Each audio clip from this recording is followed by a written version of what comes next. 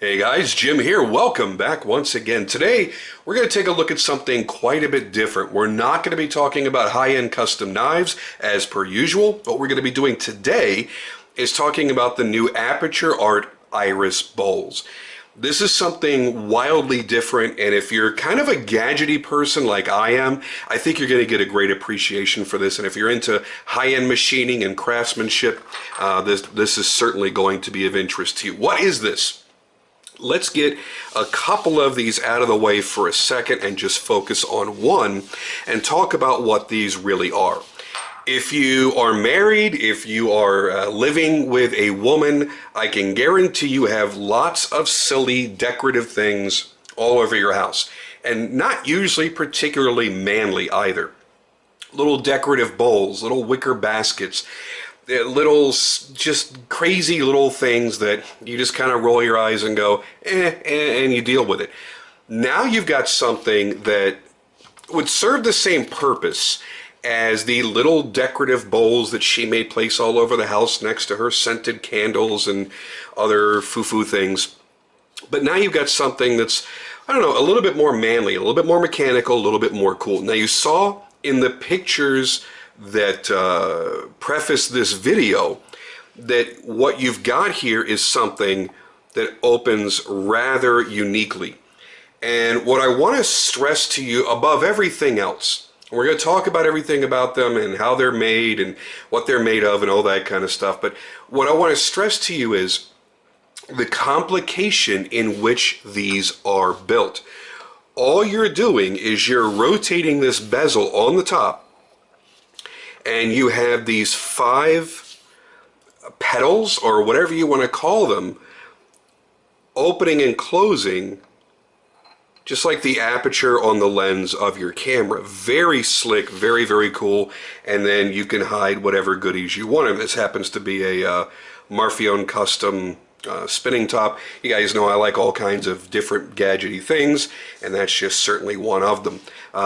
You know, if you've got a little micro flashlight you want to put in there, you've got jewelry that you want to kind of store away and not have just random boxes laying around, kind of a neat way to display something like that. Very neat, very cool. It's also really good, you know, just for an example, my office here, this is where I keep all of my knives. It's where I keep many of my guns. It's where my photo studio is, all my cameras and everything else. And I've got a 5-year-old running around the house. So I put everything that I don't want him to break and everything that could possibly endanger his life or hurt him are locked away in this office, and then further locked away in their own cabinets and safes and things like that. But I have a key that's just for this room that I keep hidden away, and a neat little way to do that would be to have it in here. Now, obviously, for my particular use, I wouldn't put it in a bowl that he could easily access, but maybe you have a lock on your office because that's where all your important paperwork is, or maybe this is the key to your motorcycle, or whatever it is. You wouldn't take a big ring full of keys and stuff it in here because it's not quite that large. But if you have that spare key, maybe it's a key to the screen enclosure to your pool, something like that. Anything that you'd like to have just kind of laying around in easy access, but don't want to just have a key dangling off I don't know, a nail on the wall or something. This is kind of a cool way to do it. You know, store your flash drive in there, store your little miniature knife in there. And yeah, that actually will fit, I think. Yep, that fits in there. So any neat little things that you have, you could certainly put in there.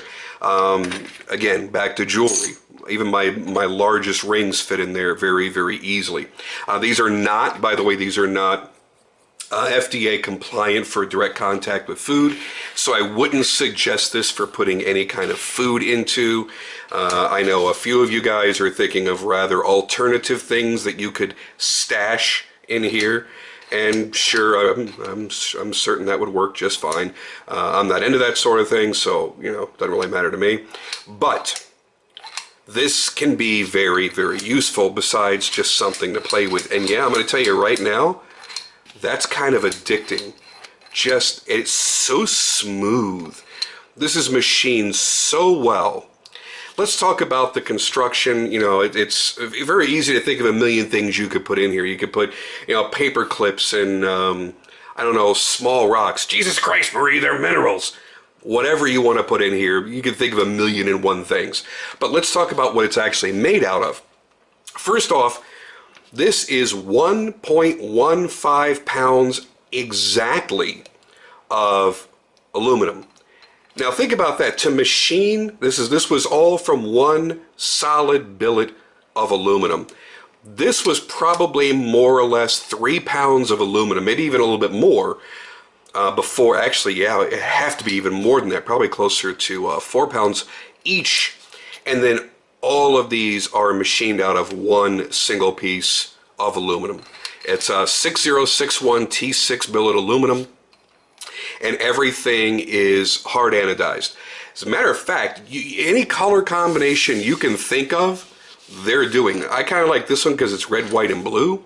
What do I have in here? Ah, because it's America. We have ammo in there. Absolutely. So, if you can think of a color or a color combination that you want, these guys can do it because it's anodized. Anodizing is a rather simple process, and as long as that particular material will take that color, you're good. You know, because we have limitations, you know, like on titanium, when we look at our custom knives. You know, we can't have red titanium because it won't anodize that color. But I'm certain there's certain exclusions for aluminum, but I know there's a larger color palette certainly available for it. So, as I mentioned, it's machined out of one solid billet of aluminum. It's over a pound in weight. They are 2.54 inches in height from the flattened base up to the top of the bezel. And the overall width of it with the petals closed is 4.45 inches. So that's out to the largest bulges on the side. So it's actually larger than it looks in the pictures. And I'll just kind of give you a size perspective as best I can.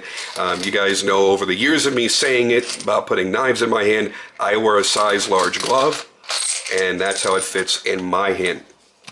Now, here's the big part. These are not inexpensive little decorations, my friends.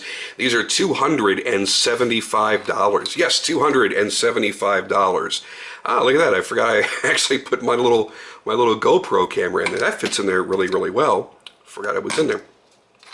So these are $275, and for those of us that are into, you know, high-end gadgets and things that require lots of intricate work or machining, you know, we're used to that. We spend a lot of money on, obviously, our knives, a lot of our EDC items, tactical pens. You'll spend $250 to $600-700 on a good flashlight. Even a good production flashlight, you're going to spend $150, but a good flashlight, you know, you're starting at $500 and going up into the thousands when you're buying into high-end precision machine custom-made flashlights.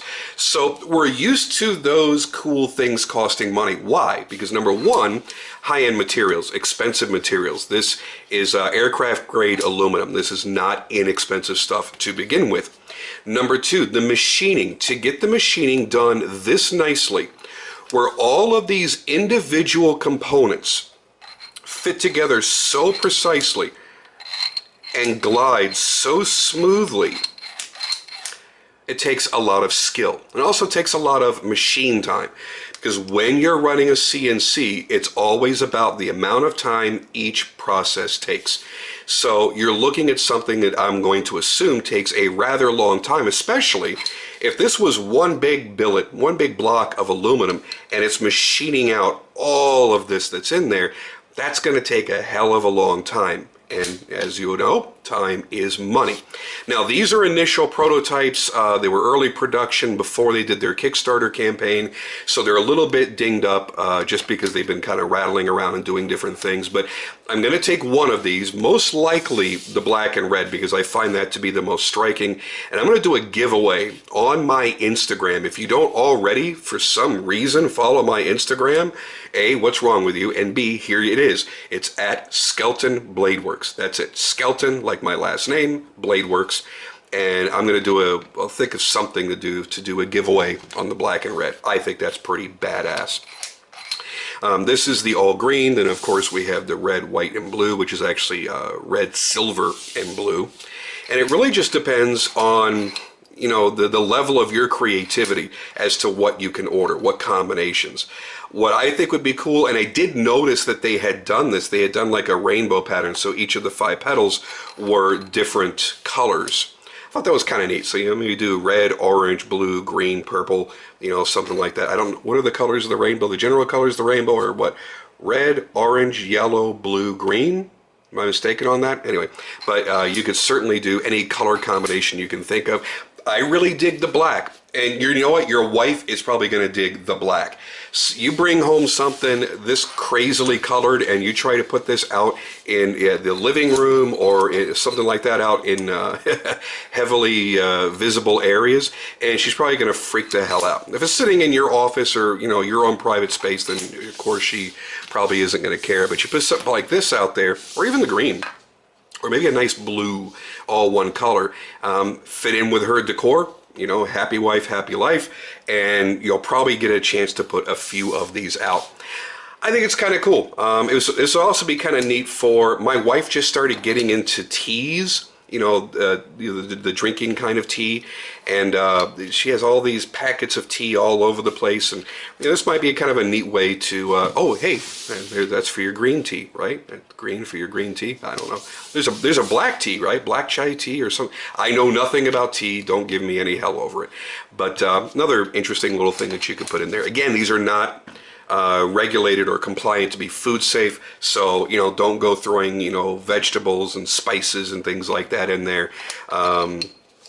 I personally don't think that there's much of an issue. It's just anodized aluminum, but they were very clear to state that, so I want to make sure that I restate that as well, because that can be kind of a big thing.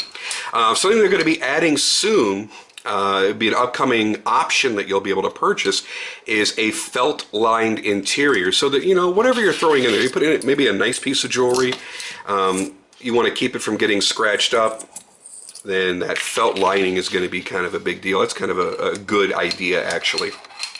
And they're also going to be working on an insert that will allow you to store jewelry, earrings, cufflinks, bracelets, and I'm assuming it's going to be like little slots where you could put, you know, your ring into a slot, put your cufflinks into slots and stuff like that. So that will be kind of neat. Here's what's interesting. Let's find the one that's brighter colors.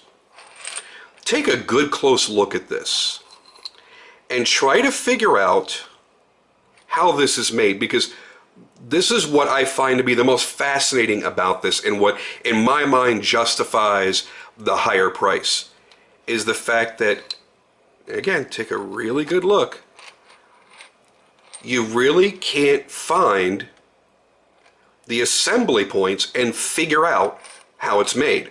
All I see are these little interlocking sections here, okay, and that's just for the petals. So that's not really an assembly point. That's just where they're grooved so they can slide up into one another. See how that's done? I don't see I don't see how this thing is put together. So you have 5 petals. You have this rotating bezel which actuates the petals. So there's something in there that actually causes them to separate. Then you have the main bowl itself. So 5, 6, at least 7 components are in this, maybe more. And I can't see how any of it goes together. Now again, I'm not any kind of engineer or anything. I'm just a dummy that makes knives for a living, but I don't see how it's done. I think most of the time I'd probably have mine sitting partially up. I just kind of dig that look. There's something about that I dig. It looks very aggressive. But I tell you right now, you'll be sitting there playing with it like this because it's kind of addicting. I mean, not to the point where it's like a fidget toy or anything, but it's just cool as hell. And it makes this great sound.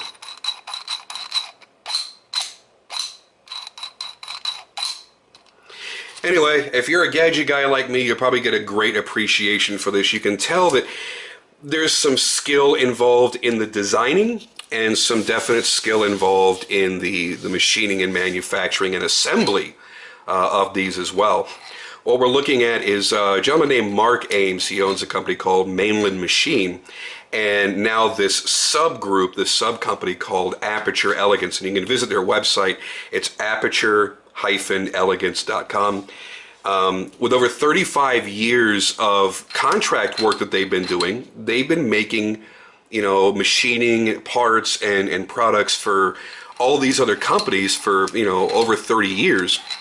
And they've never been able to take the time to stop, to shut down their machines, sit down, design their own product, take up their machines by machining all their parts and assembling their own product because they had so much workflow that was going on. So what they decided to do over a year ago was start a Kickstarter campaign. And this is the stuff that I enjoy Kickstarter for, is all they did was it paid for them to stop working and to make these. It wasn't about, hey, I'm a newbie and I've never had a business before in my entire life, but I've got this cool idea, give me money and I'll make it. And maybe they'll make it, maybe they won't. A year and a half later, you're going to get emails from Kickstarter saying, hey, this was a fraud and everybody's going to be refunded and all this kind of stuff. This is a legitimate company that said, hey, we want to make this really cool product, but we don't want to take time away from our customers. We don't want to lose the income, obviously, and not be able to pay our employees and insurance and all the other overhead that you have as a business by stopping the manufacturing of these parts and these products that we manufacture for others just to make our little bowls. So they went to Kickstarter. They had a very successful campaign. It was enough to allow them to make a good-sized batch. Those were all shipped. All their customers were happy, so the campaign was a success. And now they're able to do this on a regular basis. So they've launched their new website. From the day right now that I'm recording this, it's still under construction. They're still finalizing it, but that's the deal. So you'll be able to go to their website, pick out whatever color combinations you want. You'll be able to get options in the future like the felt lining. I don't know if it was felt or velvet, but it's they call it flocking. I think it's more of a velvet surface that'll be on the inside. And then there'll also be those individual inserts that you can buy to hold different items of jewelry. But you know what? You're going to find 1,000,001 uses for these. Would it be great if they were, $50 or $75 or $100? Yeah, but at that point, it would be made out of crappy plastic. It wouldn't have this super smooth, like, it almost feels like it's on bearings. It wouldn't have these the tight specs here with the fitment of everything, the tolerances being as tight as they are. Certainly couldn't be a high grade material. So you know what, you get what you pay for. And in the EDC community, we know this. We know there's a difference between a $25 folding knife and a $300 folding knife or a $1,000 folding knife. And every tier that you go up, there's going to be noticeable differences. And yes, at the end of the day, it's a bowl. But it's a cool bowl. It's a guy's bowl. Nothing wrong with a guy's bowl. So maybe kind of kick the wife's little wooden or wicker or funny little basket bowls off the counter for a while and put something cool like this out that you as a man can be proud of displaying in your home. And that's it. That's pretty much all I got to say about that. So again, in the description below, I will put their website where you'll be able to order it. You can go through and look at the things that they've done. I think they're cool. And for somebody like me, I don't like a lot of clutter. In my office, on my desk, I have little compartments for everything. I have paper clips in some, I have pens in another. Everything has its own little home. And this is the kind of thing that allows you to do that, and maybe with a little bit of additional style. What I would love to see in the future, I'm not saying it can be done, but it may be something that they will consider, is if they did laser engraving. I think that would be really, really cool. If these were laser engraved with maybe your company's logo, or you have your own logo, or you want to have a little saying on there, stay out of my shit, whatever. I think that would be really cool, especially on the anodized ones as opposed to the raw aluminum, because the anodizing will pop out as a contrast. The laser work would pop out as a contrast against the anodizing. I think that would be kind of cool. Maybe that's something they'll consider in the future. Expect that to be expensive. Laser work also is not incredibly cheap, because again, it's all about time. So there you have it, guys. There are 3 of the probably hundreds of different color varieties that are available. Sorry the video ran so long, but there's way more to talk about here than I initially thought. Another thing, if it's a big deal to you, yes, these are made in the USA. They're made in California, but don't hold that against them. Made in the USA, a lot of people are really just, they won't buy anything that's made outside of the US. Again, that's another reason why you're going to pay $275 and not a lesser price. You're paying for American craftsmanship, American labor, and that's pretty much it. I'm going to go ahead and go. I want to thank you guys as always for watching. I promise the next video that you see uploaded will once again be about high-end custom knives. But until then, I'll catch you on the next video.